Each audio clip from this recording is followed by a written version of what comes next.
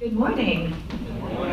I know we're going to have some people trickle in, so we're going to give you all the good information in the beginning so that when they get here, they're not going to be as good at this as you are.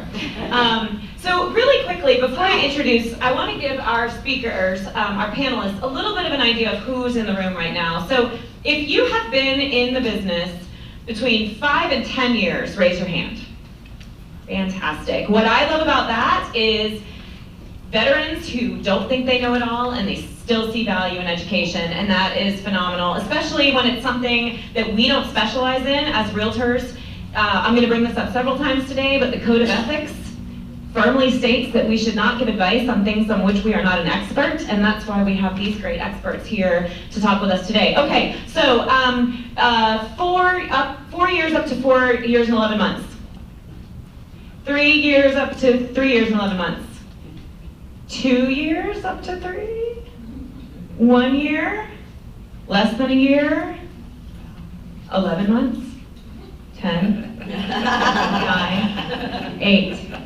7? All right, this is crazy. 6? 5? You win. 5 months? 4? 3? 2? Yes. 1 month or less. Fantastic. Give him a big round of applause. All of you. As Karen said, I chaired this committee back when it was called professional development. I don't even know what it's called anymore. What is it, Karen? Training and development. The Atlanta Realtors brings in for you guys not just great panelists from local vendors and community partners like you're going to see today, but some amazing national speakers. I'm on the national speaking circuit. I teach for state and local associations all around the country, Canada, Mexico, Guam, and next year Portugal and Spain. And what I know is that the speakers that Atlanta is able to bring in through the budget that the association grants to this committee are some of the best that there are, and most of them are practicing realtors. So you learn when you come to class here from some of the best practicing realtors in the country, and that's pretty phenomenal. There are not a lot of local associations in the state of Georgia that have the budget and the opportunity and the training space that we do. So when anyone from another association talks to you and says, why are you a member of Atlanta, this can be one of your big selling points. But let's get on to who we've got up here today. So we've got 4 phenomenal lenders from 4 different companies for you today, and we are going to talk about how to know what the right loan product. And we're also going to talk about some things like what are the loan products, what are some specialty loan products, what should we be telling our clients, and what should we rely on these experts for. So we're going to get down and dirty. We are going to answer your questions. So please jot them down in your smartphone or on a piece of paper. We're going to leave some dedicated time at the end for Q&A so that we're not constantly interrupting their thought flow throughout the presentation. So the first person we have is Kenneth with Baker Collins and Company. And funny story, I just started getting emails from your company like last week. And I was like, what is this company? And why are they sending me emails? But it's been really interesting to read some of the stuff that they send out. So certainly make sure that you're getting the cards of these people at the end and making appointments to talk to them more about what they discussed today. Kenneth is, he is with Baker Collins and Company, and he's going to be kind of the one of these things is not like the other up on the stage for you today, because he is I know you hate it, hard money lender. But it's private money lending. And how many of you have extensive knowledge in private money lending? How many of you know what it is, but you have questions? How many of you have no clue what I'm talking about? Good. So this is going to be a good person for you to learn from today. Next to Kenneth is Georgette with SunTrust. One thing that I love about SunTrust and also with Brand down there at the end is they have a physician loan. How many of you have ever done a physician loan? How many of you didn't even know they existed? Yay, more information for you coming up. Georgette is with SunTrust. She moved here from Houston, and she's been with SunTrust for more than 20 years. We are also going to give you their full bios and all their contact information in an email that you get later today so that you don't have to write all this stuff down. Next to Georgette is Susan, and Susan manages the Metro Atlanta area for Benchmark Mortgage. One thing that sets her apart up here on the stage today is she is the only lender in Georgia who offers the VA renovation loan. How many of you have done the VA renovation loan? How many of you didn't know they existed? How many of you work with military or veteran clients who might be able to use this to buy a fixer-upper property? That's going to be some gems for you today. And then finally, Joe Riggs. Joe told me at breakfast that he was trying to decide whether to be a realtor or a lender. And so he was going out to breakfast. I'm totally throwing you under the bus, but it's a good story. So he went out to coffee with a bunch of realtors, and they said, oh, don't be a lender. Those guys will jack up your contracts, and they'll ruin your transactions. Then he went to coffee with a bunch of lenders, and they said, oh, those realtors, they'll throw you under the bus, and they won't be loyal. He picked the lending side. But we're lucky that he did, because he is very good at what he does. He has an extensive background in mortgage lending. His lovely wife is in the audience. She works with Michael and Greg, thank you. I knew it was a Mick. So let's get started. Tell us really quickly, what's one thing that you wish, the number one thing that you wish every realtor knew about working with you and sending a buyer to you? Yeah. Well, good morning. How's everyone doing today? Good. Lovely bunch. So one of the things we would love for realtors to kind of work with, have them, they work with us, we really want them to understand who their borrower is. So I'm going to be speaking to, I'm the other, and I'm going to be speaking to you guys from a perspective of private money lending. So from everyone who does not know what that is, if you guys have ever watched one of those shows on HGTV or A&E, Flip This House, we are the people who actually finance those projects. We are the people who fund the deals outside of our own pockets to fund those renovation projects. So one of the things we want in realtors to really understand is, number one, who is your borrower? Number two, how soon do you need to close? Number three, what type of borrower are you looking to finance? What type of borrower are you bringing to us? Is this a borrower who's looking to do a renovation loan? Is this a borrower who's looking to do a refinance? Is this a borrower who's looking to hold on to the property as a leading a line of credit? So one of the things we want to make certain that when we work with borrowers and work with realtors is that they have a really good idea as to who their borrower is, what they're planning on doing, and also kind of understanding that market, the micro market as well as the major market in that area. So what area are they looking to finance? We want realtors to really understand those micro as well as those macro markets that they're working under as well. Great. Georgia? Thank you for having me today. It's a nice group. Thanks so much. I think the most important thing of knowing, to repeat the question again. What is the one thing that you wish realtors knew when they were sending a buyer to you? Or the one thing that they did to make your life easier? The one thing about knowing is the trust in a lender, and a local lender, and a someone that is a professional and has been in the business forever. And if it's a pre-qualification of somebody you've built a relationship with, say, you can call Georgette, or you can call Joe, you can call Susan, and you don't have to use them, but I trust them and know that they can point you in the right direction for the right product. It doesn't cost anything to get pre-qualified or pre-approved. But the starting point of everything with all of us is, we don't know anything about you until we pull your credit report. And I don't want to know what your score is from, Credit Karma. It's kind of like y'all knowing my values from Zillow. It's kind of the same thing. So, and sometimes it's surprising. I've been in the business 32 years, and somebody you have debt on, exactly there, you pull your credit report, and you're like, what? But I think that's one of the most important steps, is to make sure that your borrower is pre-approved, whether it's with myself or with another lender, they're just checking my quote. That's one thing, but have they been pre-approved? Have they pulled a credit report? Has a credit report been pulled by a financial institution, and not their free credit report, and not Credit Karma, and not what their score is because they made their payment? If somebody scores low on Credit Karma, it's usually a bad situation. If it's high, you're usually okay. But that's probably the most important step before you put a borrower in your car, or to make sure that they're truly pre-approved and that they have been with a reputable lender or with a lender to know that can release their credit score. Thanks. So I think the three of us sort of represent the whole product base, and one of my things is that when you refer, find a lender that you really trust, and then my recommendation is refer one lender for pre-approval, and then if you want to refer 3 at contract, that's when the client can shop. If you give the client 3 names when they go to pre-approval, you confuse them, and basically they spend all their time calling the 3 of us and asking our rates, when rates don't matter at all until you're under contract, because you can't be locked. And so that if you talk to the badass people in this business, very few of them actually give out 3 names at the pre-approval part of the process. So that would be one of my things. And then my other thing, I'm a big veteran advocate.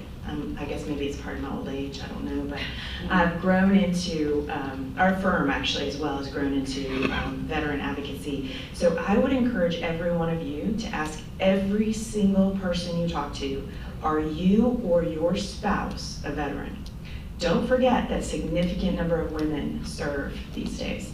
And if you assume the man is a veteran, then you ask, the question is, are you or your spouse a veteran?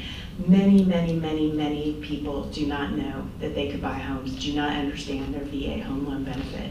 So ask that to everyone you talk to. If you've got a disabled veteran, and most of them are, they get about $3,500 a month in income that's tax-free, and they could buy a house with 100% down payment, with 0 down payment. And I put this month and last month, put Vietnam veterans in homes who didn't know they could be homeowners, who were first-time home buyers at 78 and 80 years old. So that's my passion. And just a side note on that, how many of you have the MRP certification? Anybody through NAR, the Military Relocation Professional? I am a little biased because I wrote the class, but please go look it up. Go to anybody know the website? Google Military Relocation Professional, but make sure it's the NAR one. There's a lot of kind of imitations out there. You can take it online, and don't assume because we don't live all of our markets aren't right on top of a military base. Active duty, but also National Guard, reservists, and retired and time served veterans. Almost all of them are eligible for VA financing, and that's a whole other class in and of itself, but you can get that certification online, and I highly recommend that you do so to better serve those clients and to have a really good understanding of what Susan's talking about. Joe, what's that one thing that you wish realtors would do? All right, well, I think the pre-approval process is definitely the most important step for you as an agent to make sure, as a realtor, to make sure that your client's pre-approved for the price range you're looking at.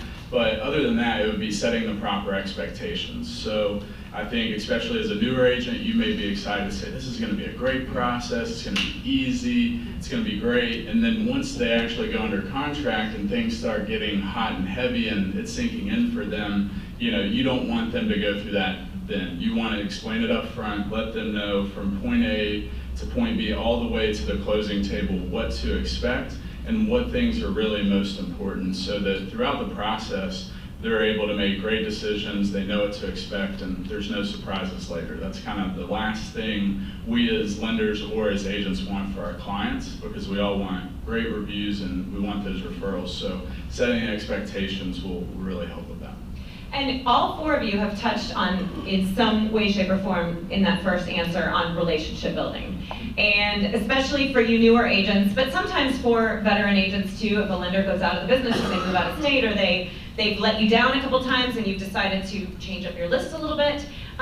Talk about how it's not just the relationship between the realtor and the client, it's the relationship between the realtor and the lender and the lender and the client. It's kind of this love triangle, right? So talk a little bit about, and anybody that's open to anybody, about how those relationships that you forge with realtors, but also with the client, are important to making that transaction smooth. And how can realtors build on those relationships? I can jump in. You were referring to my story from breakfast, and it was surprising to me about the animosity, I guess you could say, between the agents and the lenders and their perspectives on each other. So what I tell any agent that I work with is I don't want to just be a referral partner. I want to be a business partner.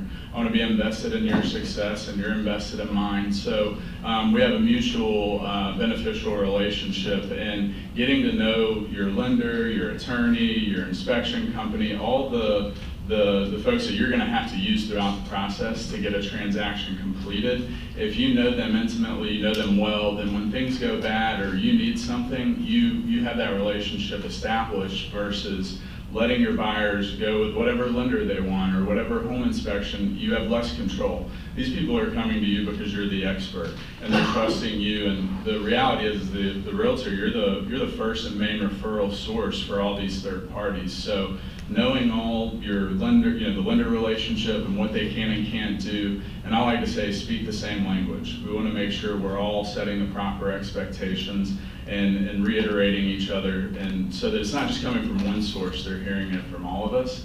I think it's really crucial, and it allows you to build great relationships, build your business over a long period of time to where there's not so much turnover that you're constantly having to re-interview lenders or attorneys. You have a really well-oiled machine there. Right. So one of the things that Michael Fisher, who invited me to be on this panel, we started to work together about 4 years ago, and at that time when I started to work with him, he had 4 or 5 major lenders that he worked with, and one of the things he said was, I feel like it's time to make a decision to choose to really partner with a lender who does what I need, who I really trust, who I can get on Saturday at 10 o'clock, who can close a loan reliably in 21 days or whatever. And but having a relationship with somebody that you do 10 or 20 transactions with a year, there's power in that. When you're doing 100 transactions a year, you spread it around. There are people who are, but if you really want a lender who can get it done, who's going to drop everything for you, it's kind of on you too to learn to build that relationship as being reciprocal. I think a lot of people think lenders are we're vendors, right? Well, it really only works for the two of us if we're business partners. Kenneth, how does the relationship that you forged with Realtors, how is that different, and how does that build differently? Because you're not offering the conventional FHA and PA products. How do you view that relationship building process that might be a little different than kind of the everyday lender for the everyday consumer?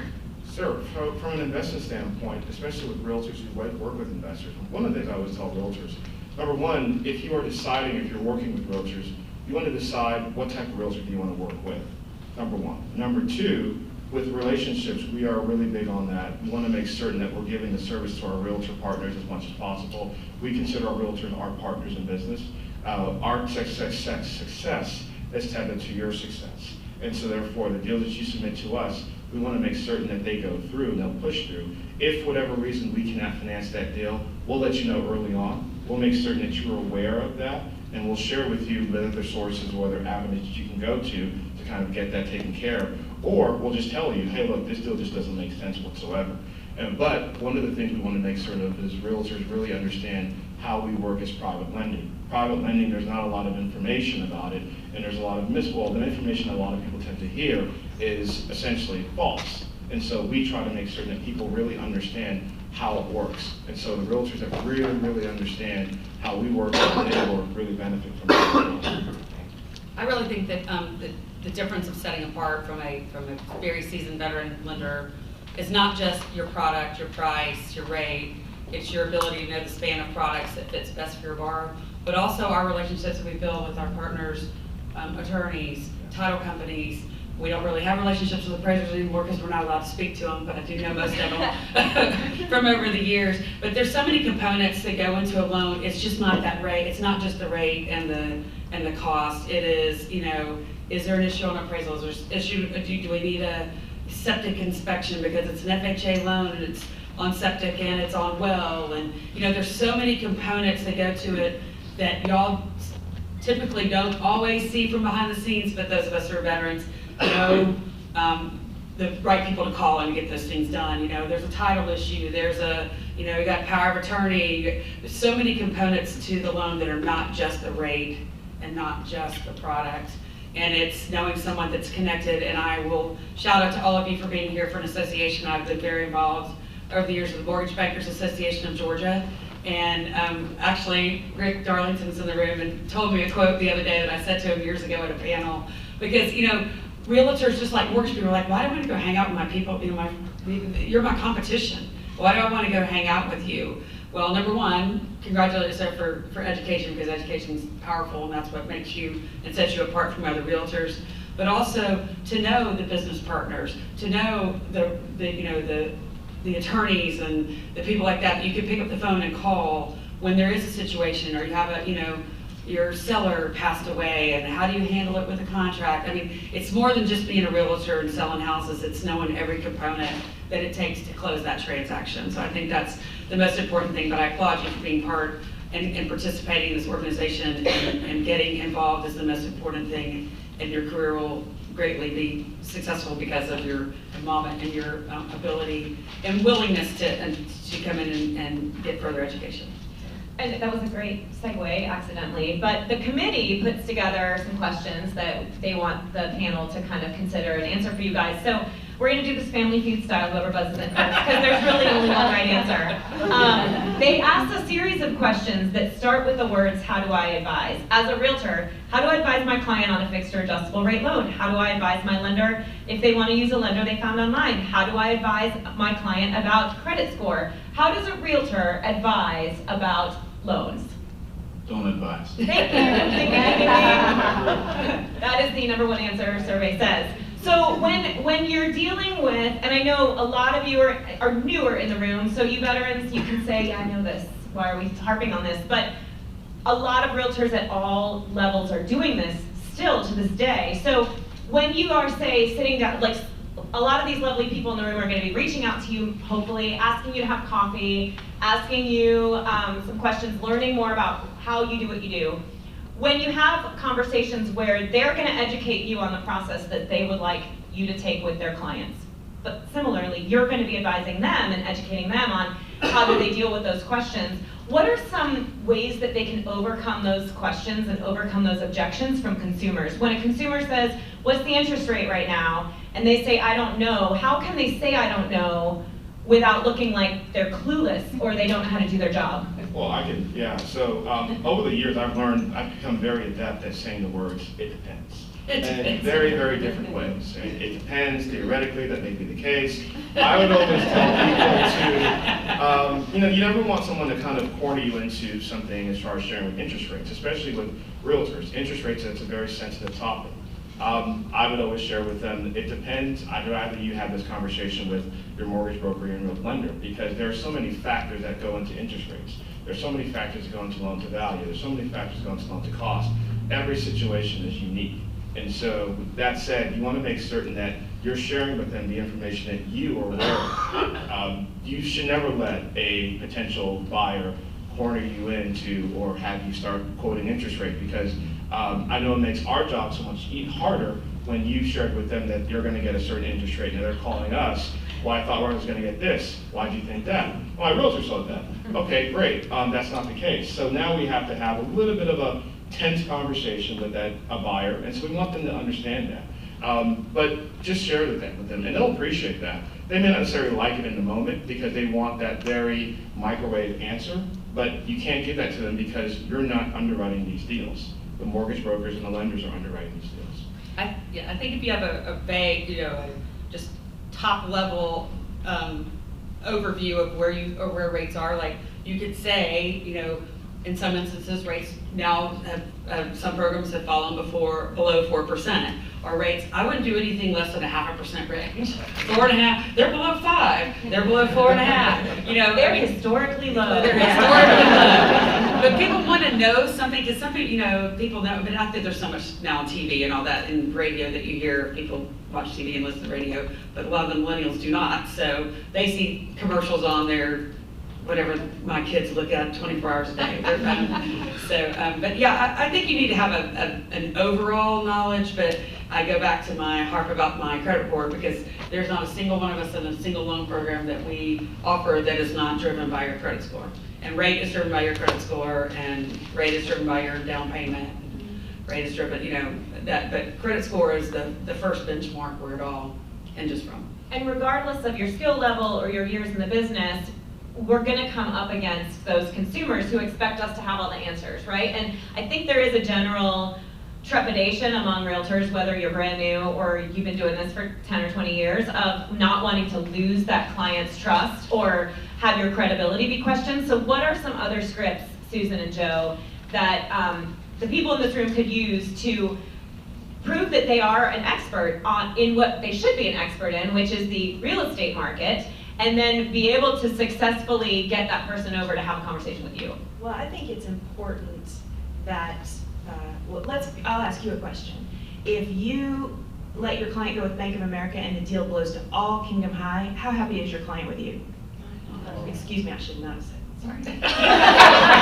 But I'm totally With fine another the fact that you institution. said that. with that, so, but for me, it's call centers. If you can't drive to the lender's office and look them in the eye, I have a lot of realtors who will say, look, I'm sorry, I can't do it, because in the end, when it comes down to it, it's going to be they're going to think it's your responsibility to fix it. And if the closing doesn't happen on time, or their stuff's in a moving truck, they're going to look at you. And so I think you guys have to get very aggressive about how to talk to the clients about at least getting pre-approved with somebody that you trust. It's because it's going to be on you if it doesn't work out. And so everybody's afraid to lose a client, so they don't want to have those conversations. But if you talk to the veterans in the business, when you go and you bring your contract to a co-op agent, that co-op agent begins to have an idea about you. And the second time you bring a deal to the co-op agent, if the first deal was a disaster, you're not going to win that contract, right? So you're building a reputation for yourself, you're building a reputation for your company, and your and who you associate with in the lender world makes a big difference. So I think the big thing, one of my little things is, please do not tell the clients that closing costs are 3%. Right. I cannot tell you how many times I've gotten contracts from agents. Well, the agent told me that the closing costs were $7,000 and they paid $3,500 and I'm paying $3,500. I'm like, for the love of, y'all, if you have $100,000 contract, your closing costs could be 5%. If you have a $1 million contract, your closing costs could be 1%. So please don't, make sure you get with the lender, they get it pre-approved, they go through a full consultation, they understand the cash to close, the payments, what to expect. Because the other thing that happens if I get a contract and I didn't get to pre-approve the person is sometimes they don't like that payment, right? They didn't go through the process of managing payment shock before they fell in love with the house. And you want them to go through that with me. You want them to go, okay, well, what's the maximum you're comfortable with? Okay, $1,200. Okay, that gets you a $150,000 house. Okay, well, maybe I could go to $1,400, right? You want that to happen with me, not after they're under contract, because what happens after you're in contract? Inevitably, you're in a buyer's remorse, right? So the more we can do on the front end to counteract the buyer's remorse later, the better off you are. I would say definitely having a general knowledge, because you're going to find that you will be the main point of contact, whether it's attorney question, a lender question. So you want to have your general parameters of, okay, you know, depends on a response. A good response could be, well, it depends on your credit score, your debt to income ratio, the loan program. So you're knowledgeable in the sense that, yes, there are factors that go into this, but here's why you need to talk to Joe or whoever the case may be to see, he can give you those specific numbers. So you want to have a general understanding, because you are going to be the main point of contact, but then also reinforce, I'm the real estate expert and I have the best team around me to support you in all these other areas. That way you don't necessarily have to be liable for whatever answer you give. You're showing that you have some knowledge around the subject, but you're also, you know, not going to dish out the information. And worst case scenario, estimate high if they're asking you what the rate's going to be or the closing cost. I always overestimate, because no one has ever been upset when the closing cost or the rate was lower. But if it's higher, there's a lot more difficult conversations. So I typically shoot high there. And I think it's a good rule of thumb to have the most frank conversation that you're comfortable having. For example, tell a horror story. Tell a buyer something that happened when you worked with a buyer, and be very clear. Say, it was early in my career and I didn't know any better, but I know better now. But this is what happened. Or when this buyer didn't listen to me, this is what happened.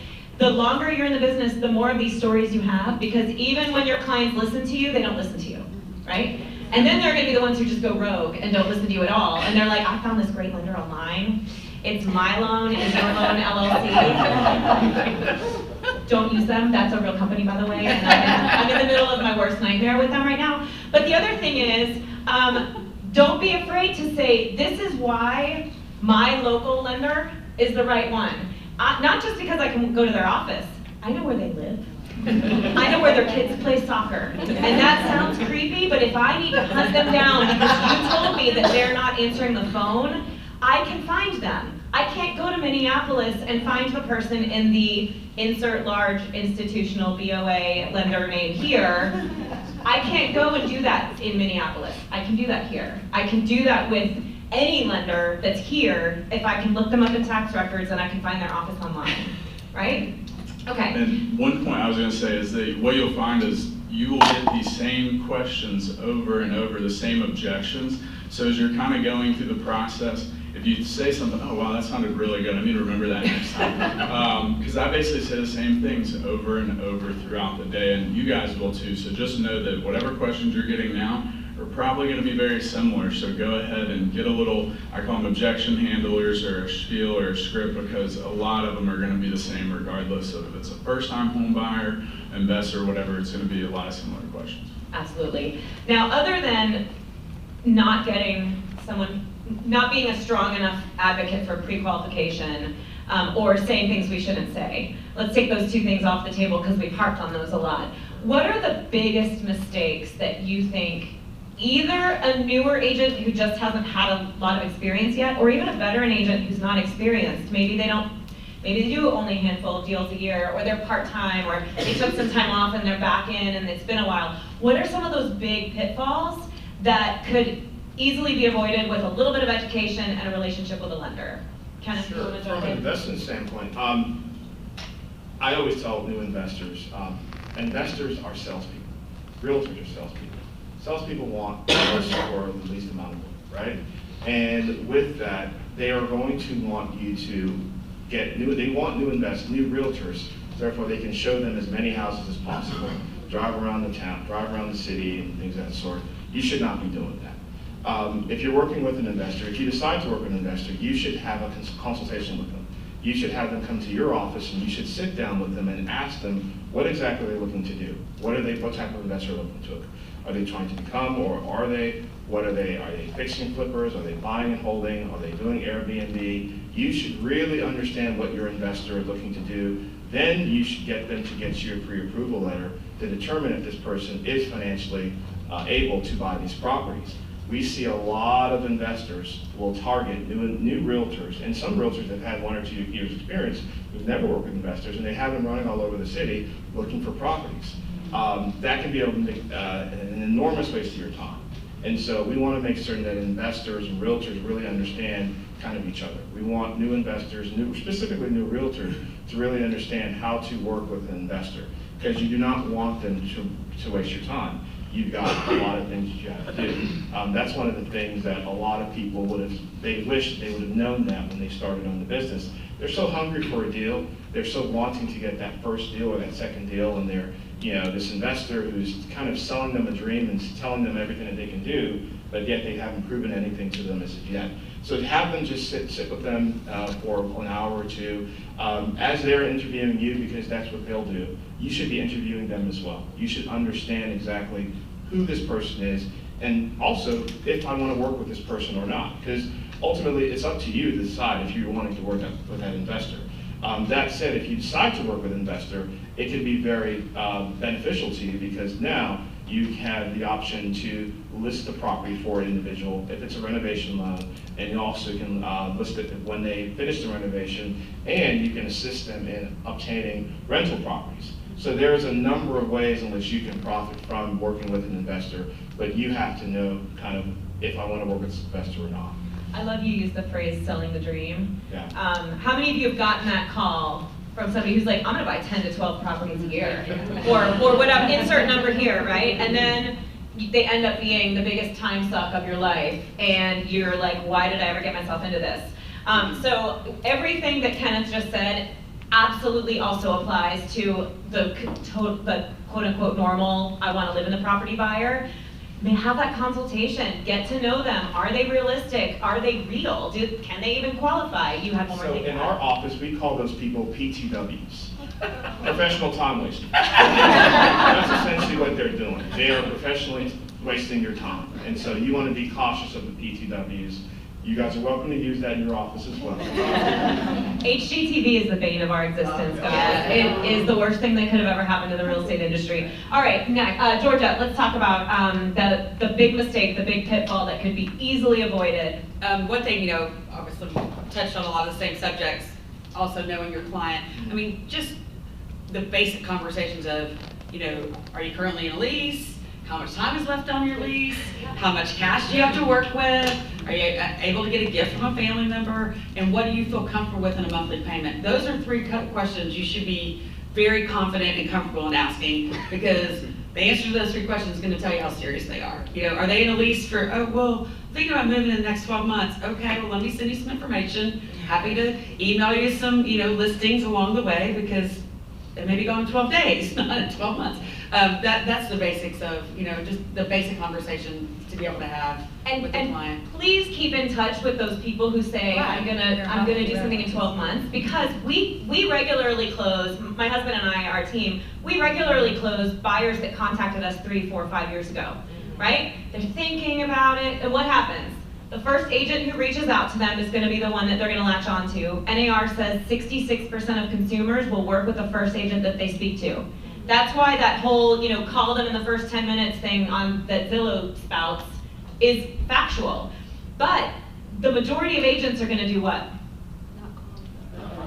Yeah, they're going to call once or twice. They might have a conversation. They might even have a sit down where now you've invested time. But eventually they're going to fall off your radar, and then they're going to go back to square one and start calling agents again. So have that follow, I know this isn't a lending conversation, but have that follow-up plan. Keep in touch with them.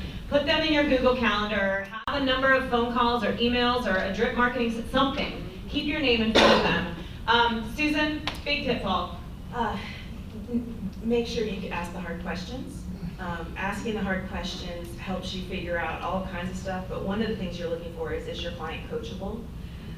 You know, the more clients you have that are coachable, the happier everybody will be. And don't be afraid to be strong. Just because you're new in this business does not mean you don't have this going on. And so, you know, get a little attitude about it, and don't come from a place of fear. Come from a place of, you know, your own strength, figure out what that is and how you can present yourself, because the biggest challenge I see with new agents is when the client is controlling the situation, and that brings us, because they don't know what they don't know, and we'll end up in Egypt.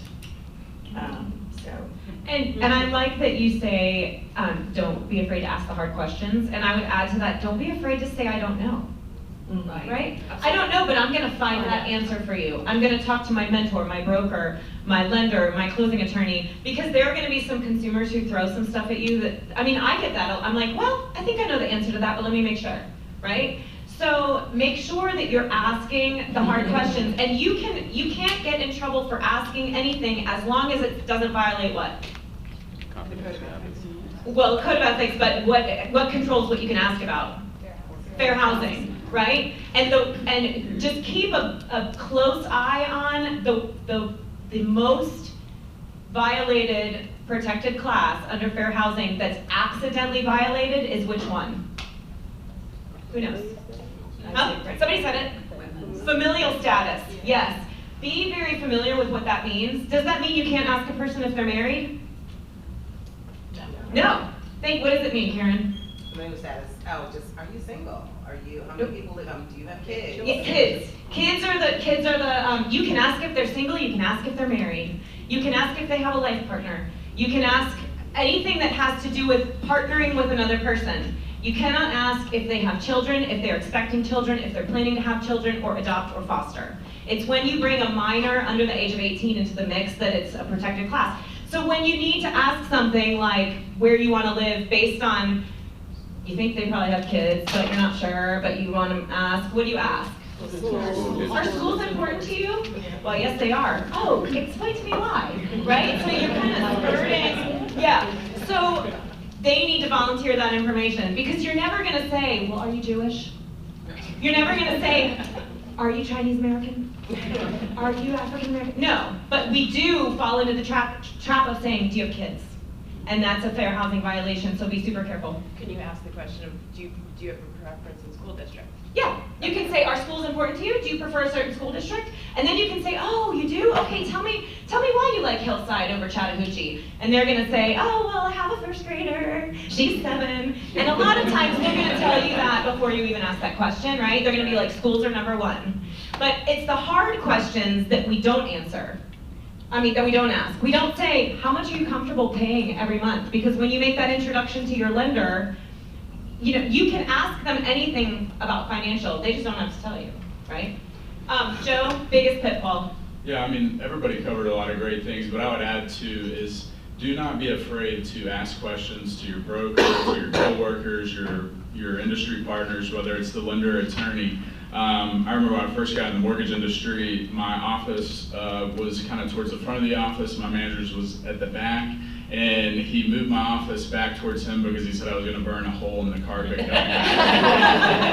So the only way you're going to learn is through experience, but that's a tough way to learn if you're only basing it on that. So kind of be willing to help other agents in your office, realtors in your office, to learn from them. And especially if you get a deal, look for a mentor, look for someone who's willing to help you learn along the way, because they're going to give you all their experience that they've had. And I think that's one thing that with this industry, some people are like, I'm doing it on my own, I've got this, but it's really an important thing to do is learn as much as you can, especially early when you have the time, because once you get busy, you don't have as much time to do that. And the agents who could do it on their own were the ones during the foreclosure crisis. Those agents who gathered up all that foreclosure business, and that's literally all they did, head down, couple hundred listings, all foreclosures. But what happened when our economy got better? Where did their business go? There's no more foreclosures. Or, a lender might send you 2 a year instead of 200 a year. So it's having that wide range of experience and not being afraid to ask the questions and burning that hole in the rug back and forth to your broker, or having your closing attorney on speed dial. So let's talk a little bit about specific products. And we talked about in the intro the VA renovation loan, physician loan. I definitely want to get into some hard money lending because I know there will be some questions about that. But what is an underutilized or a specialty loan product that you wish more agents knew about, because they probably have clients who could use it, but it's just not widely known enough? Anybody jump in?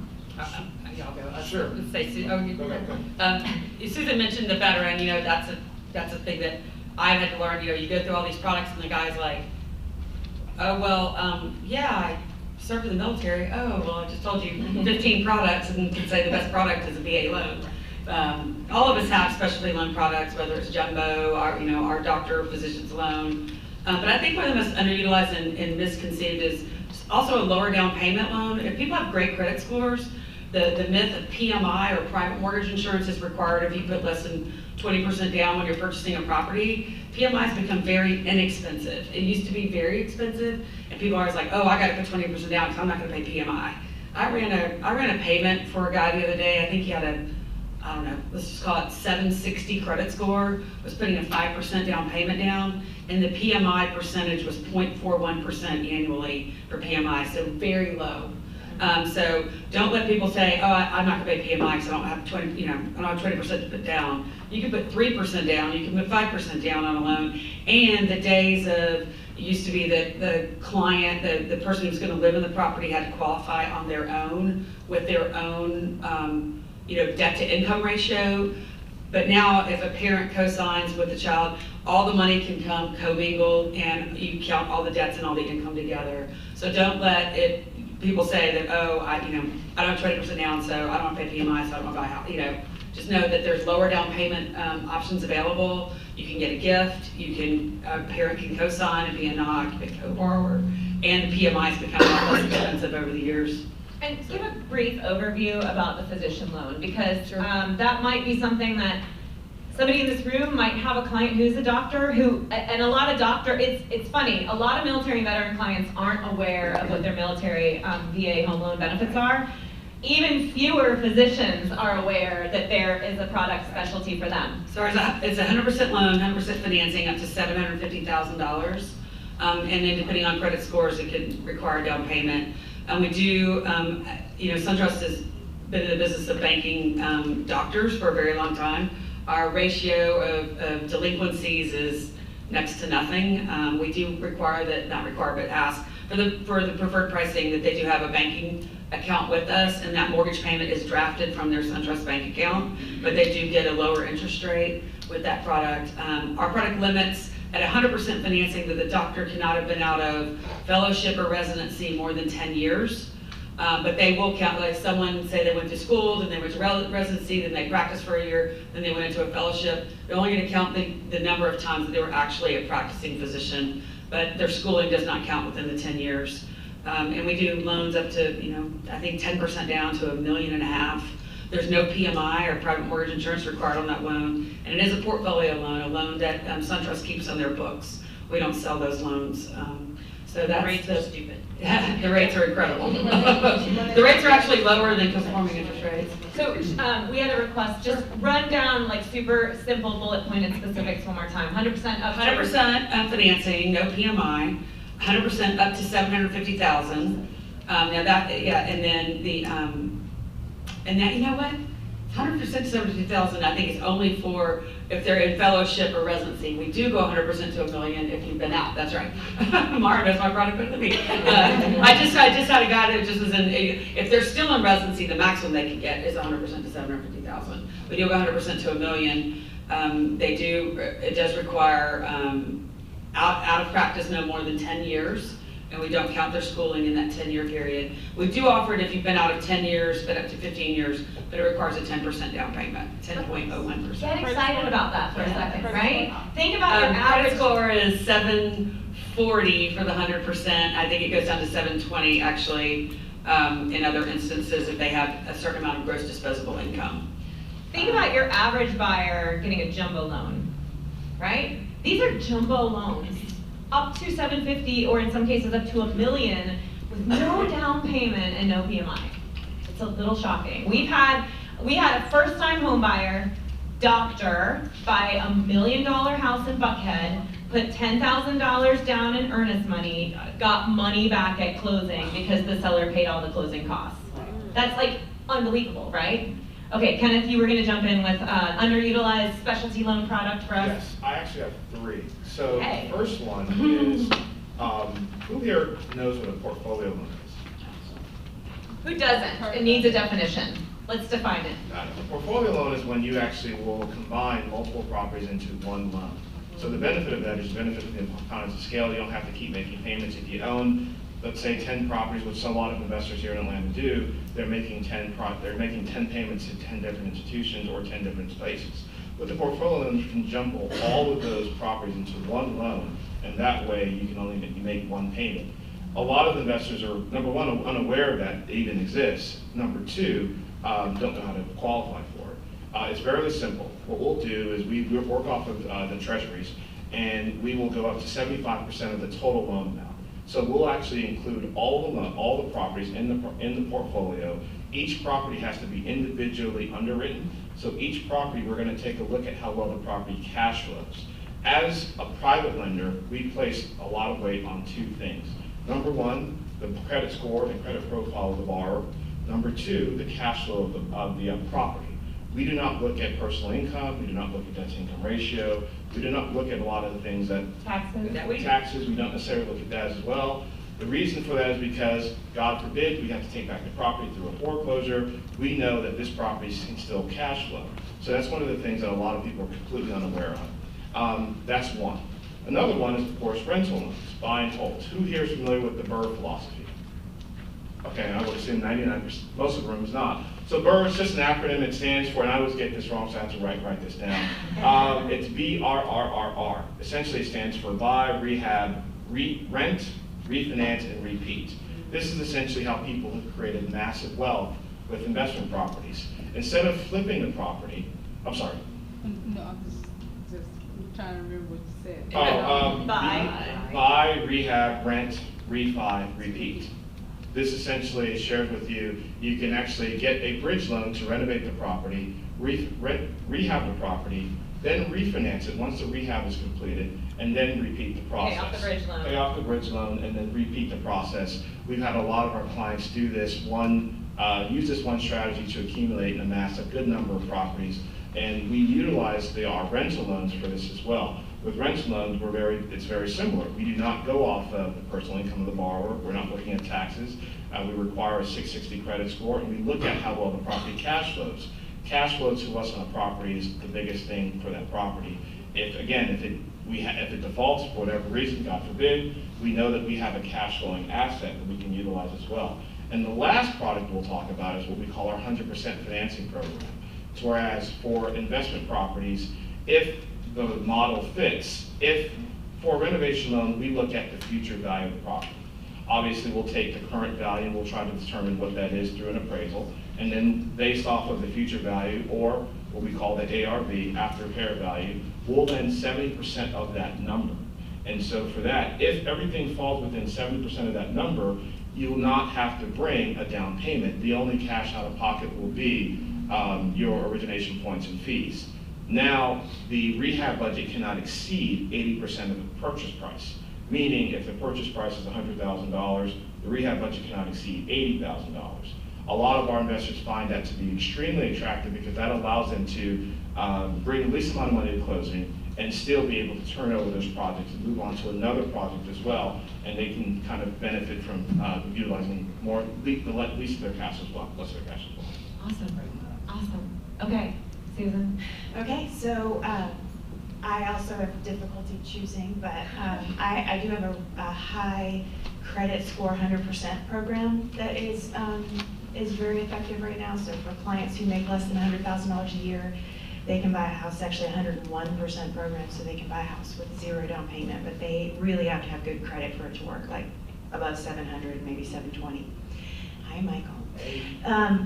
One of the things that I'm doing a lot right now, so anyway, that program is cool, and we're seeing a lot of people close with that because a lot of sellers won't pay closing costs, so oftentimes it's difficult, even if they have that 3.5% for down payment, that they're having trouble finding the closing cost money. So we use that sometime in those situations.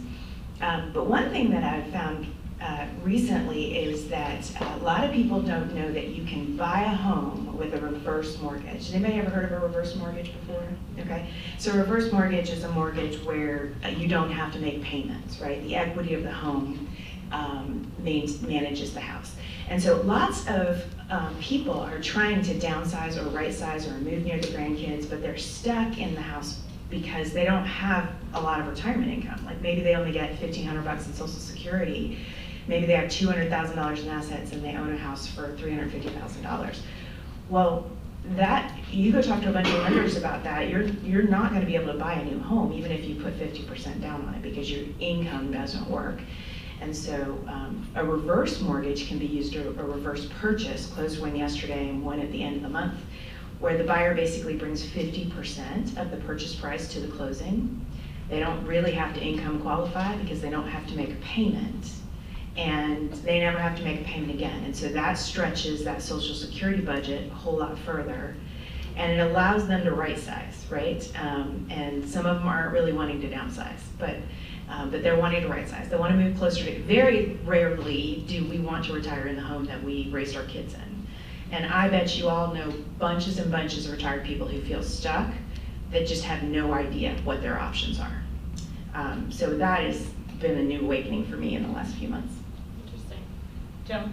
Yeah, I would say we have a nice portfolio of products that they're niche products. So things that people maybe do not know as much about would be bank statement loans, and this is for self-employed borrowers, where instead of being qualified off of their tax returns the way we would traditionally, we use deposits, and we have one that's for personal,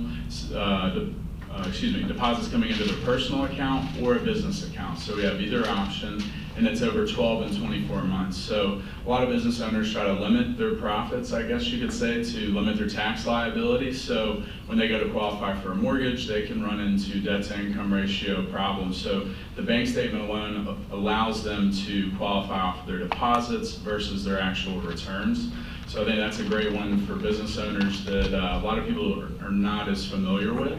And then also getting creative with mortgage insurance. It is cheaper now than it's been ever, but it's there's also, a lot of people don't know that there's lender-paid mortgage insurance, where the mortgage insurance is absorbed through the interest rate versus the monthly payments. That's probably the most traditional. And then there's also borrower-paid upfront, where you're getting a discount by paying that mortgage insurance premium up front, And depending on the borrower's, their short-term, long-term goal with the property, it can kind of dictate which option works best for them. So instead of the run-of-the-mill monthly MI, there are other options that could benefit them better. And listening to Susan especially talk about baby boomers, moving closer to the grandkids, et cetera, talk to your CPA and get your CPA and your lender together, because I just learned about not necessarily a loan product, but a great option. We're selling my parents' house. It's not the house I grew up in, but it's way too big for them. And they are gonna move into my starter home that I just moved out of after 14 years of starting. It's better for them. Master on the main, laundry on the main, 2-car garage, big yard for their garden. But they are not going to be able to, based on my dad being retired and my mom working for me part-time, and they own a secondary home in North Carolina, they're not going to be able to justify, they have the money, but justify paying what my home is worth in the market now in Johns Creek. So my CPA said, this is what a lot of boomers are doing. They are saying, I can afford X per month. Let's say it's $1,200. They get a loan for whatever that amount, whatever percentage of the value of the home, that payment will get them. Then I give them a second mortgage for the remainder. And because I am married, my spouse and I can forgive up to $52,000 in debt per year without tax consequences. They make me the beneficiary of the home when they pass away. I don't lose any of the equity, nor do I have to pay capital gains on it as I would if I turned it into a rental property. I forgive them the loan piece by piece by piece by piece. I inherit the house back from them, and I get to enjoy all of the equity that continues to build. Now, I'm not a CPA, nor am I an attorney, nor am I a tax professional, but we've already sat down with our lender and talked through this. And so if you have clients who are like, my kids don't want to give up their home, it's a great investment, they haven't built enough equity yet, or it's growing so quickly they don't want to sell it yet, this is a great option that my CPA has said a lot of boomers are doing. Again, disclaimer, not the expert, but I'm so thrilled about this option for my parents, because what's my alternative? I turn it into a rental property, they sign a lease with me, they live in it for however long, I sell it, I pay 20% capital gains or more based on all of those tax implications. So make sure that when all of these professionals talked about relationships earlier, put your CPA on that team, but don't just meet with them and talk to them and learn from them separately. Sponsor a lunch, have them over for dinner, be like my closing attorney, my lender, my CPA, we're all gonna get together and have this conversation and figure out how we can better work together. Because you will do more business that way, you'll be more of an expert, and you'll have more of the right answers. Before we move on from specialty products, Susan, I want you to talk about the VA renovation loan, because it is such the Loch Ness monster of the industry. Well, you're gonna kill me, but I misspoke. We have the VA construction loan. Oh no. So, I know, I'm sorry. Okay. It's a total side note, but the VA construction loan is one where the buyer can get a builder and build a home from the ground. And it's, virtually nobody has it, but at the moment, we don't have the renovation component of it, so I apologize. But okay, well, Is there a renovation component coming? there is a renovation component. I don't know if it's coming to It exists, a it's Susan just near very few you. lenders do it. However, if you want information about the VA renovation loan, give me your card at the end and I will hook you up with someone who does. I do not believe that there is a lender physically in Georgia. I do have lenders who are licensed in Georgia, but I didn't want to take any of the steam away from these guys if one of them had it. No, that's fine. But it is hard to find. And when I first started teaching the MRP in 2012, I would be up in front of a class full of realtors with sponsoring lenders in the room who would interrupt me and be like, that doesn't exist, your slides are wrong. It took me several years to find a handful of lenders around the country who actually offer it. But it's very similar if you've done an FHA 203K loan, where they can buy a home that needs the renovation, that needs to have work done after closing. And it used to be with VA, or with a typical VA loan, they have to meet the the minimum property requirements, and there's all these other specifications, but this takes some of that off. So Now, please see me after. We do repair escrows. Yes. So if it's not a major renovation, we do all the time for VA. We'll hold back, $2,500 to do the VA renovations after closing, so that's not an issue in holding up your transaction. But the construction they can build.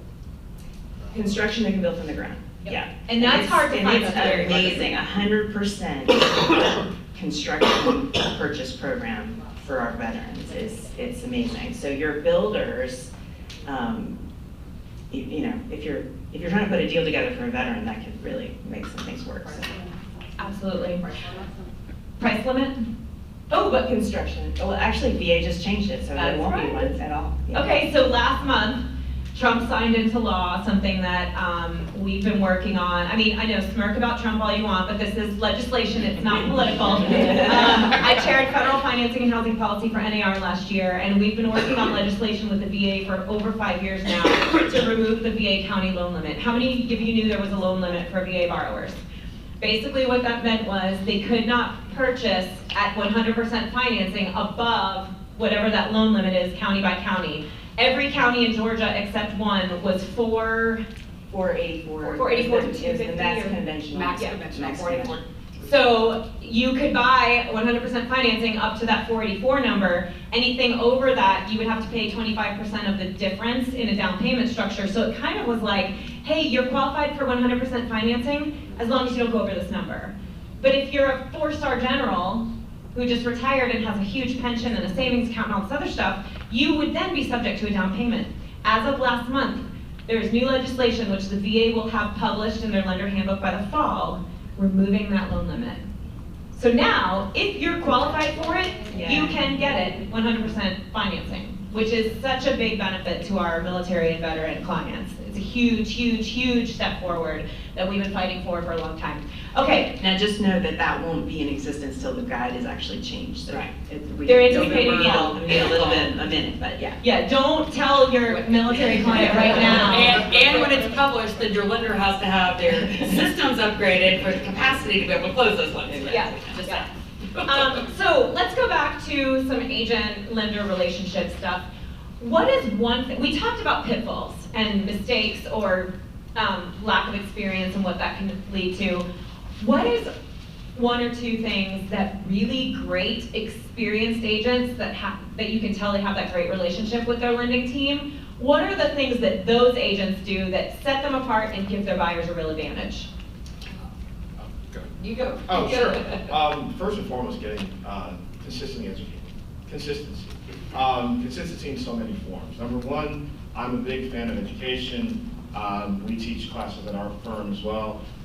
Agents that are constantly understanding what's going on in the market, what's going on in not only the national space, but also obviously the state, local, whatever municipality you're in.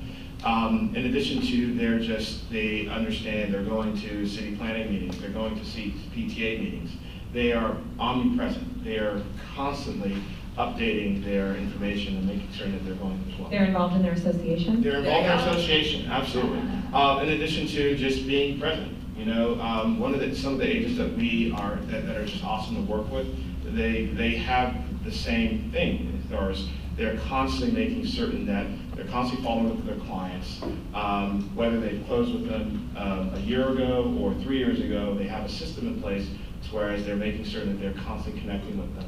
And they're making certain that they are sharing with their client new programs, new products, necessarily new areas, neighborhoods, things of that sort that are kind of helping them as well. So they're really making sure that they understand they're a partner with that client, not just an individual who's sold them a house. They're creating that relationship. Joe, I'm going to go to you because you keep getting to be last because you're so quiet down there. Let's hear, what do you think, what are those things that you just say, I love working with this agent because? Yeah, I mean, to me, it's really about agents that are viewing their referral partners or their industry partners as business partners. So some of the agents I love working with actually will go more in depth with them on how they're getting their business, how to grow their business, and be more intimately involved with their day-to-day. And basically, the way I feel about it is if I can help them grow, whether it's following up with leads, coming up with the right strategy, that sort of thing, going deeper than just the top-level relationship where, all right, you're going to do the mortgages, you're going to do that. really having quarterly meetings on I have quarterly ROI meetings with some of my agents where it's like, hey, how did we do with this lead source or with this, these mailers or whatever we may be doing, and really looking at each other as a long-term relationship that's mutually beneficial. I love those types of relationships.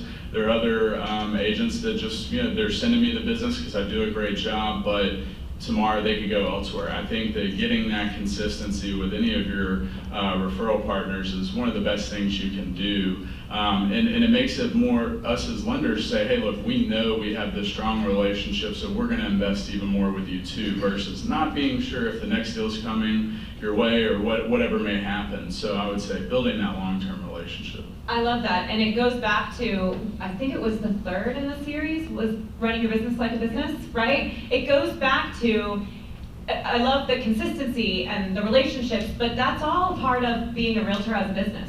Not being a realtor as a hobby, or being a realtor as, I got my real estate license because I like to look at houses, right? That goes back to the long-term success, especially for you newer agents. The agents who have the long-term success are the ones who run a business. And they're doing these things like creating relationships, consistently educating themselves. I mean, I've been doing this 12 years and I teach all around the country, and I still go to every class I get my hands on when I'm available. Did you have something? Yeah, so this question is for Mr. Kennedy. Dealing with investors. Can we do, we're gonna do Q&A in 2 minutes. Okay. Let me get to the, I'll come to you first. No. Okay, Susan? I think the best agents have a sense for whether the client, the deal is real. Does that make sense? So, and that's about asking lots of questions and not being afraid to ask questions. Asking, are you ready? The questions about the leases and all that kind of stuff.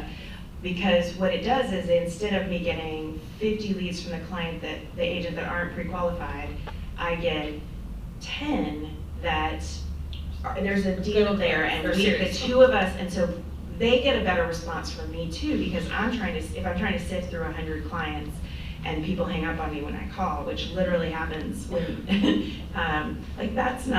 you're not using your resource of us the right way. So if you guys really get a feeling for like, this one's real, and this is how I want you to approach it, and this is what you need to know about it, we'll hit it out of the park every time. And that goes back to asking those hard questions. What do you want in a monthly down payment? What are you comfortable spending? Have you already talked to a lender? Because then when you call Joe or Susan or Georgette, or for investors, Kenneth, you make that introduction and you say, look, I've already had this conversation. They've said they're comfortable spending this. They did talk to a lender, but it was it was through lendingtree.com. And you're giving them more background rather than, let's set a time to go look at houses, but first you got to talk to my lender here, you go call them. You're making that introduction and showing that you already have the beginnings of that relationship. Georgette? Yeah, that's just like Code Brady said, contacting your lender at the same time, a warm introduction, whether that's a phone call or a handoff or an email, or even, I have agents now that will text, they'll text, the client and myself to introduce ourselves, so we get each other's phone numbers, and, I never thought I'd text so much in my life at 55 years old, but I do. So, and my kids are like, Mom, put down your phone. But shut up. yeah, I think that's a great thing. And then also we had touched about on breakfast is that if you're presenting an offer and there's multiple offers, one more plug for the association. Obviously, if it's a friendly, someone you know through the association, it's a realtor that y'all know and recognize and like to work with, that's a great plus. But also include your lender in that. You're submitting that pre-approval letter, but with confidence to that listing agent. Hey, here's my client. Not only is my client's letters attached, but my lender is also copied on this email. Feel free to reach out to ask anything about Mr. Smith and his ability to finance. And then that's our job, is to call in and come in and say, hey, pulled credit, I've verified income, I've got bank statements, I have the whole loan done. It's, we can close in 21 days, whatever, just use your resources. Like you said, we're a business partner. We're not just in it, to do the loan. We're in this together, because it takes teamwork. You can't sell houses typically without financing, and we can't do financing without you selling houses. So it's a true team effort. Awesome. Okay, so we have Marvetta Bozeman with us today. She's from the Emerging Leaders Program, and I believe she's also on Training and Development Committee. She's going to help with the Q&A a little bit, running around with the microphone. I promised you first question, so take it away. Thank you. Okay, so this question is for Mr. Igwe here. Dealing with investors, and you're talking about building a relationship, how would you pull comps for an investment property? If you're not, If you're not an agent or an agent? Sure. One of the things I would do is I would make certain that you're pulling comps. So there are realtor comps and there are investor comps. And to kind of define the two, investor comps, well, realtor comps essentially, properties that are sold within a mile, within 12 months.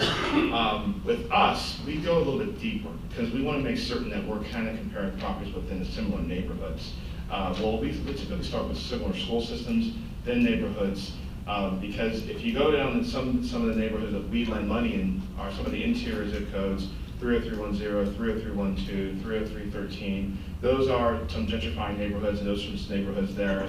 Certain neighborhoods that literally across the street aren't, the comps are not necessarily there. If someone, I don't know how many people are familiar with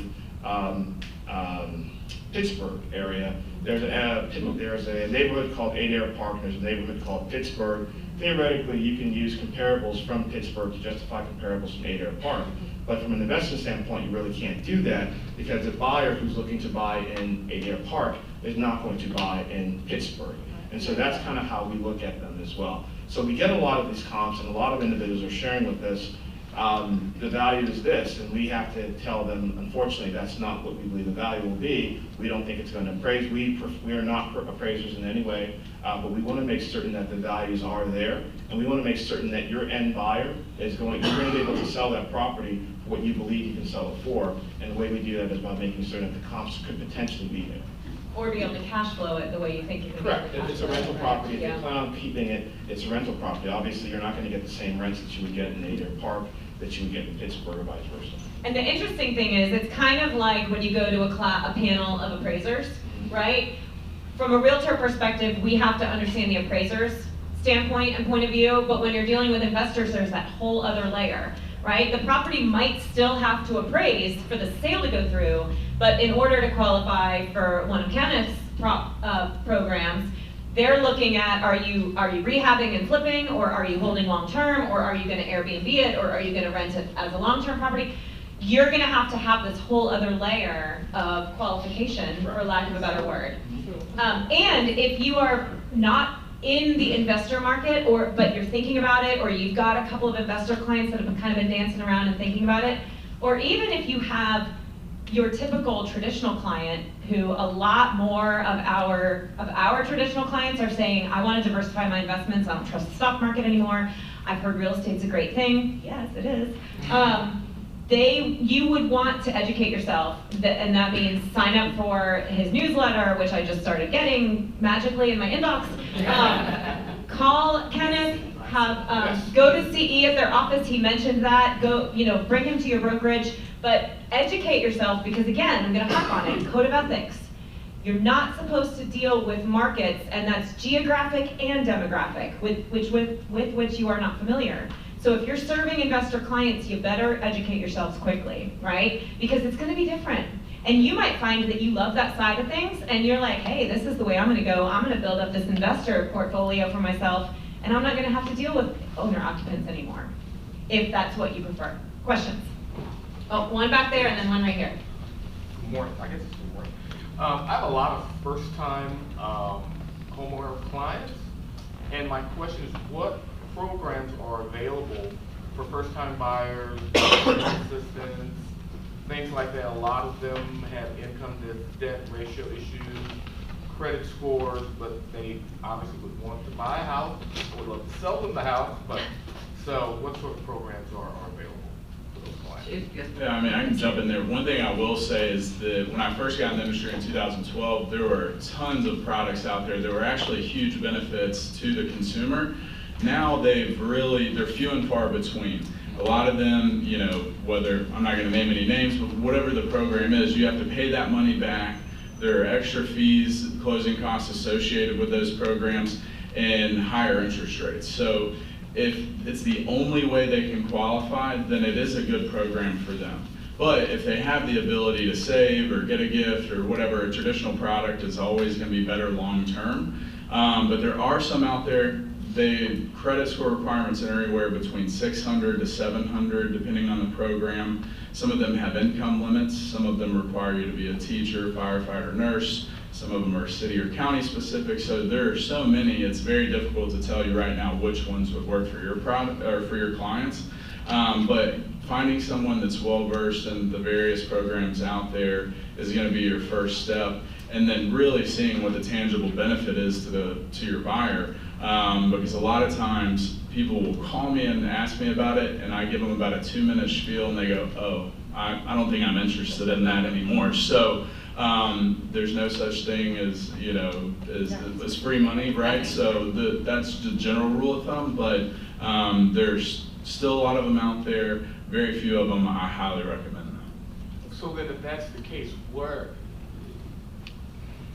are the options for those clients? You know, it's or, you know, are they just kind of left out of the market, or? Here's the most familiar, I mean, the biggest ones that you'll hear of, and these are all, try to jot some of them down. The Georgia Dream program that allows the borrower to borrow up to $5,000 forgivable. It's a forgivable grant if you live there more than 5 years. Up to $7,500 if you're a teacher or a cop or a firefighter, like, you know, a neighborhood provider or teacher, or no, the teacher one's on USDA. So Georgia Dream is one. Another one is standard FHA, 3.5% down. Another one's a program called Invest Atlanta. It's for in-town Atlanta loan programs. I am certified to do it, but I haven't done one in a while, I will say.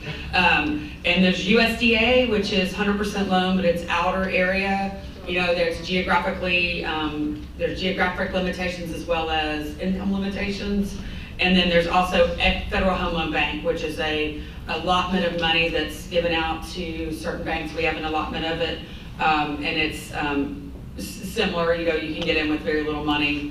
Income restrictions, I mean, jump through, you talk about a circus act. I mean, every ring, every dot, you know, it's doable, but I mean, there's a lot of paperwork and a lot of red tape that goes with it. I think the cautionary tale here is that there is not free money, really. I mean, at the end of the day, there's going to be hoops to jump through, there's going to be payback, there's going to be geographic requirements, there's going to be length of time occupying the property requirements, etc.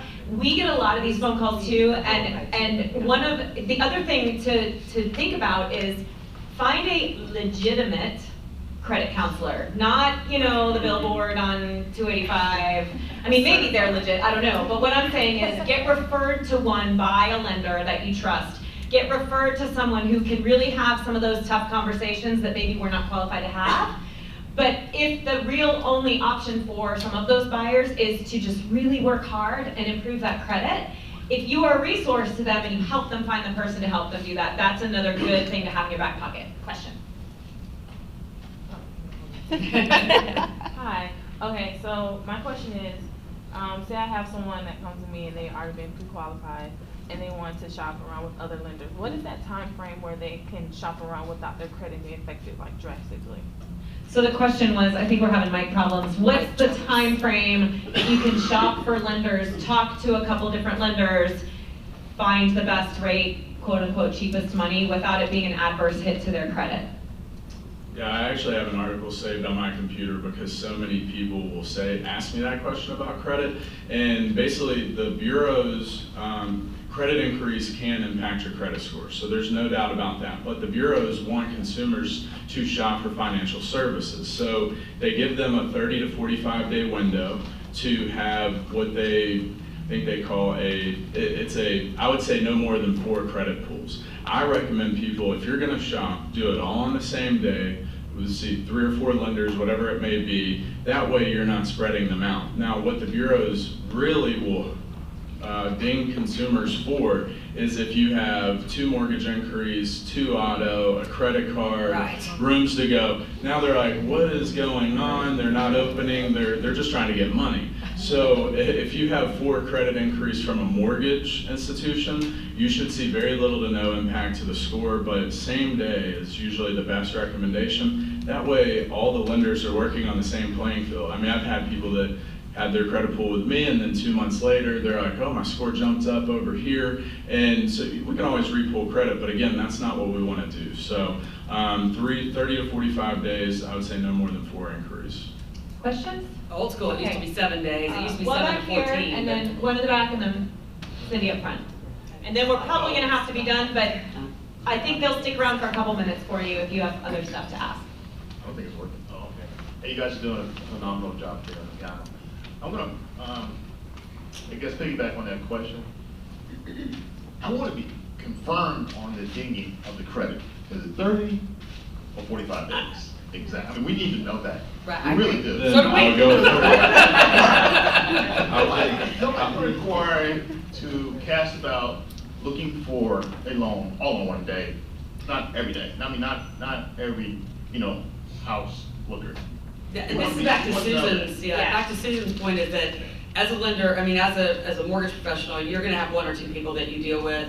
And make sure that when a borrower is shopping, let them have their credit pulled by 1 person instead of a bazillion people. Then they're gonna know their score, and the only 2 things that the borrower needs their credit score, but the only 2 things you can really shop for a loan with a competitor is their interest rate and their lender fees. If you know their credit score, you know their down payment and what they're looking for, you have to look at each lender's rate and their lender fees, or what sometimes they're called junk fees, sometimes they're called whatever. So that's like the underwriting, document preparation, all that fee. Other than that, on a purchase transaction, there is no difference if you went to either one of us, other than our rate and our lender fees, because you know the attorney for the contract, the attorney's fees You know are the gonna be. taxes. You know the taxes are, homeowner's insurance, the borrower's gonna choose themselves.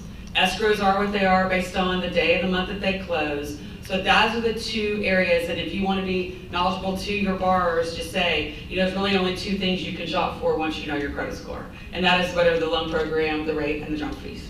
And I think the important thing is that when your client is in a situation when they're shopping, that is a very dangerous place for you, right? Yes. So you want to try to head that off really early, because all of us have staff, because when we say we're gonna do something, we're gonna make it happen. Which means that there is gonna be some internet broker who works out of their home in Colorado who will come in absolutely an 1/8 of a point lower than us, or even a 1/4 of a point lower than us. And so it's the best thing you can do for your business is make sure that the client understands the risks when they're doing the shopping, and make sure they understand that you don't shop until you're under contract. So that when you're pre-approving, your only role is to figure out where you are, what you gotta do to get better, what kind of payments you're looking at, what kind of loan program you've got. Like, you need 1 person to go through all that with you that you trust. And then when they go into contract, they can shop for rates. Go ahead, Kenneth. So as it relates to investing, what we'll do, if you have a credit report less than 30 days old from a reputable credit financial institution, it has to be a tri-merged credit score. We will use that and give you a term sheet. If you accept those terms, at that point, and at that point only, will we pull your credit. So therefore, you don't have to have multiple inquiries on your credit report. But again, someone mentioned it earlier, beware, and tell your clients to beware. It's not what Credit Karma says your score is. It's not freeyourcreditreport.com. It is the official credit report that is pulled by a reputable mortgage professional in the back. Going back to closing costs, because, there was, I think it was you, Susan, who said it's not 3%. But that's what we're taught when starting out. It's an average of 3%. So how do you handle that? How do you say, or how is that determined? So it's different for every single situation and every single client's requirements. So the important thing is that when, as you're counseling them, you get them started, you say, okay, we've got to get to the lender, and we're going to get with the lender, and we're going to understand payments, down payments, and closing costs. So the lender will consult the client on that based on their particular situation in that consultation, and then they'll know coming out of that, okay, if I need this much in closing costs and this much in down payment based on my situation, and they'll know exactly how much they need to go get based on the parameters, and that's really the only way to do it. So the worst thing you can do, I would rather you quote a rate than try to quote closing costs. Because people But get don't do their- that either. Because people get their, if we set them up and say, you can do this for $10,000 if the seller pays $3,000 or whatever, like total in, down payment and closing costs. If we tell them that now, if you tell them that and you're wrong by $2,000, that first-time home buyer, it is a disaster. So when we're putting in an offer, before we have that conversation with you, and we're asking for closing costs, because I know there's certain laws or limitations as far as what the seller can give, how do you determine that? It's only if you've got, if only you don't talk. I don't issue a pre-approval letter typically that I don't issue a cost sheet. A loan discussion summary that I send to you and the agent, the agent and the borrower that says, here's a loan program we've discussed, these are the terms that you're gonna be entered in your financing contingency or financing exhibit, and it'll spell out closing costs, prepaids, payment. It comes back to that relationship. Have a relationship with that lender. Get your buyer to at least get pre-qualified with them, get a cost sheet, and that's how you know what to ask for. I had said, go ahead, Joe. Sorry, I was just gonna add to that was, let's say you're in a position where they weren't pre-approved up front, right? If they are, obviously have that conversation with your lender. If not, what I would do is sit down with a lender and say, can you provide me a few closing cost worksheets for various price points from 75K to 500K that I can review? The reason why it's hard to pinpoint a quote percentage that you can tell people is because certain fees are fixed and certain fees are based on the purchase price and some fees are based on the loan amount. So the cost can be different for every consumer, but go ahead and get that from your lender, from a lender, so you at least have an idea in those ranges. You can have something to refer to. But the main thing is if you're unsure going into the offer, the problem is they weren't pre-approved up front and they don't know that. So try to avoid that altogether by getting them pre-approved. Okay, we are over time. I had said Cindy was the last question, but now we have one more question behind her. So if you have to leave, please do it quietly, but Cindy, go ahead and we gotta be super quick with these so that people can go sell a house. I just want to have information on the down payment assistance and first-time buyers. On FMLS, there is a button called down payment, resource. And it's populates on the main page and on every property. Where you can click on it, it'll tell, you can get a little information about your buyer, about which down payment assistance programs there are. Sometimes they can qualify for 3 or 4, but, and that's on every property on the FMLS. So I'll let you know. I would be really, really, really, really careful with that, because I've found when agents tell clients they're qualified for things and then we have to tell them they don't qualify because maybe that property qualifies but they don't qualify, you get into who do I not trust? Do I not trust the lender or do I not trust the realtor? The additional thing is that if you have a pre-approval that's based on down payment assistance, we used to do down payment assistance all the time. But what we found is that in the last couple of years, you cannot get a house under contract with a down payment assistance pre-approval letter. Because, and what happens is if you help a client go down that path, they will eventually give up because they will search for a house for 6 months, never get anything under contract, and quit. I would rather they spend the next 6 months, get a second job, borrow, I've had clients who've had gifts from 7 different people to go to the closing. There's a way to come up with that 3.5%. And on a side note, I wanted to say that, we want to look at them early in the process, even if they tell you if you have bad credit, because we will walk them through that, especially veterans. Like, we will do loans for veterans that no one would believe. So like, we'll do 580 credit score, manual underwrites. But also keep in mind that that's a great resource on FMLS, so take note of that, because a lot of people don't know about it, but treat it as a resource. It's just information. And then you say to your client, the lender is going to be the expert on this, and I'm going to hook you up with a great lender who's not going to lead you down a false path, and they're going to help you. Okay, one last question, and then we got to close out. I want to talk about, credit score. I know Credit Karma is trash. What? It's not trash. It's a different score. It's a different scoring model. Well, according to you guys, what site or platform, should I refer? The only one out there that will give you a mortgage credit score is myfico.com. Okay. You have to go to their tri-merge program, and it costs like $60. But you can actually get what we look at at myfico.com, but that's the only place I know of. And very, very, very last question, because Karen wanted me to ask it. Just give the low down and dirty, shortest answer you can come up with. Difference between a pre-qual and a pre-approval. Somebody. You verified asset, you pulled credit, you verified assets, and you have verified employment. You have pay stubs, bank statements. That one's pre-approval. That's a pre-approval.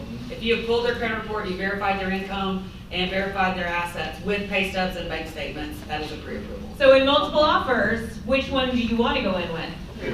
Pre-approval, right? Pre-qual is great.